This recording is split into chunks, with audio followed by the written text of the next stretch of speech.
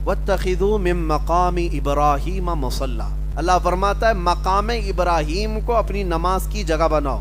سارے حاجی طواف کریں گے خانہ کعبہ کا، 7 چکر ہونے کے بعد جو مقام ابراہیم ہے اس کے قریب 2 رکعت نماز پڑھنا ہے۔ حج والے بھی عمرہ والے بھی طواف کے بعد 2 رکعت ضرور پڑھتے ہیں جا کر، اور یہ اللہ کا حکم ہے۔ مجھے بتاؤ کیوں؟ خانہ کعبہ کے پاس نہیں، مقام ابراہیم۔ اور مقام ابراہیم ہے کیا؟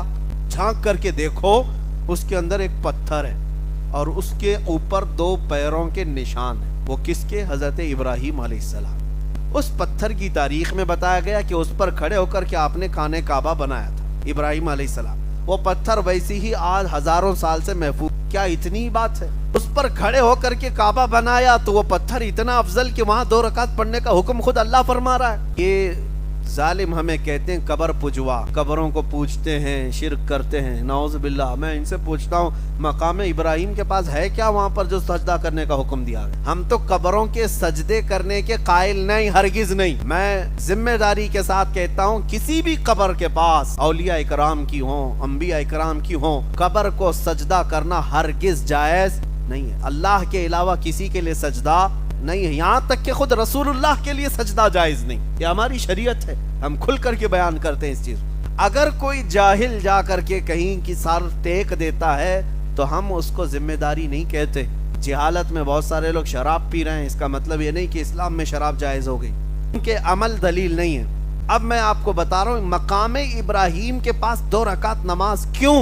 مفسرین فرماتے ہیں یہ پتھر صرف اتنا ہی نہیں کہ اس پر کھڑے ہو کر کے کعبہ بنایا گیا، بلکہ اس پتھر کی ایک تاریخ اور بھی ہے۔ وہ یہ ہے ہو کر کے ابراہیم علیہ السلام نے ایک دعا کی تھی، وہ دعا بھی ہے قرآن میں۔ ربنا وبعث فیہم رسولا منہم یتلو علیہم آیاتی ویعلمہم الکتاب والحکمت ویزکیہم۔